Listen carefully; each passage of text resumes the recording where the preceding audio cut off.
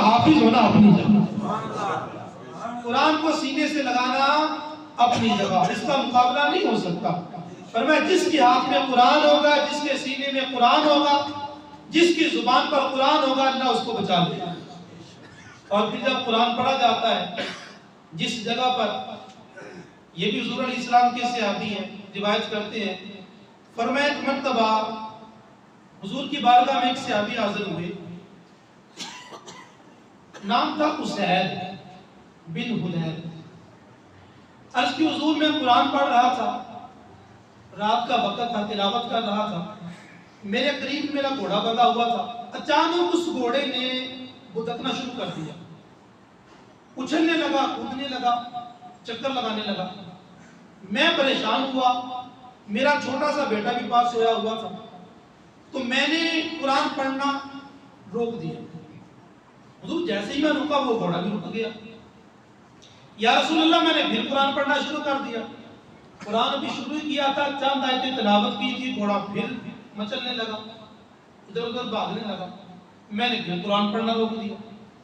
یا رسول اللہ میں نے تیسری مرتبہ پھر قرآن پڑھنا شروع کیا، گھوڑے نے پھر اسی طرح شروع کر دیا۔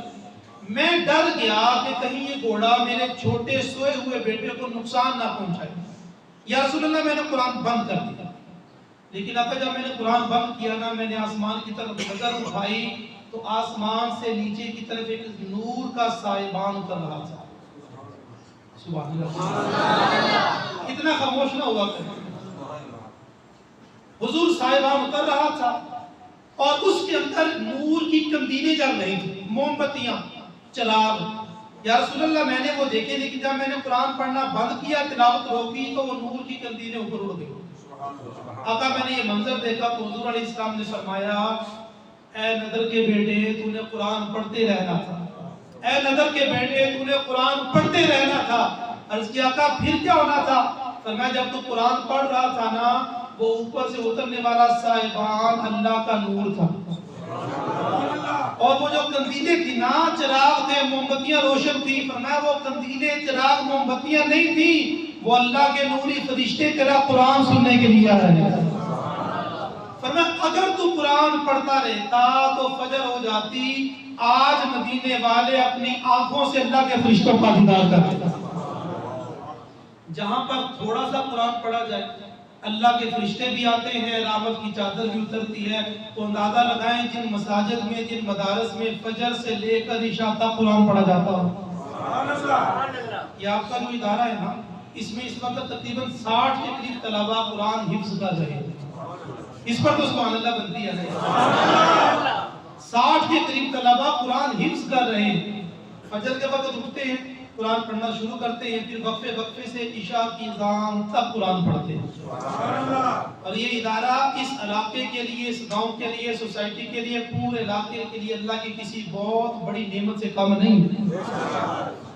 صبح سے شام قرآن پڑھا جاتا ہے، اور جب قرآن پڑھا جاتا ہے پھر اللہ کے انوار و تجلیات اترتے ہیں، اور جب رحمت کی بارش برستی ہے نا، پھر وہ صرف اس چار دیواری پر نہیں بلکہ دائیں بائیں ہر طرف برسنا شروع ہو جاتا ہے۔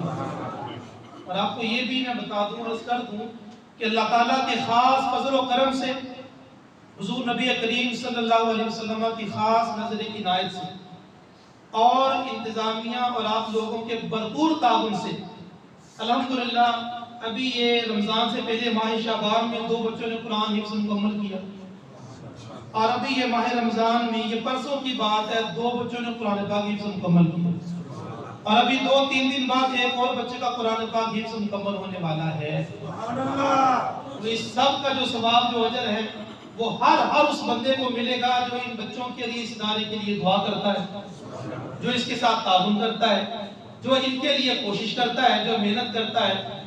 اور یہ قرآن حفظ کرنا، قرآن کا سینے میں آباد ہونا، یہ کوئی میٹرک نہیں ہے کہ جس کا دل کیا اس نے کر لیا۔ یہ اللہ کے پسندیدہ دل ہوتے ہیں، محبوب کے پسند کیے ہوئے سینے ہوتے ہیں۔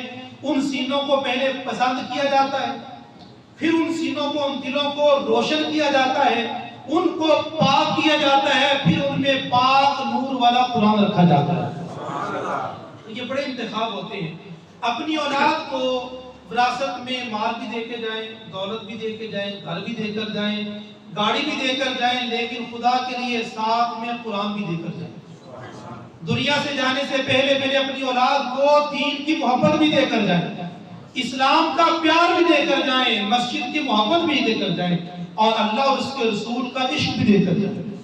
اپنی اولاد کو وراثت میں قرآن دے کر جائیں، اپنی اولاد کو یہ وراثت میں قرآن کی تعلیم دے کر جائیں۔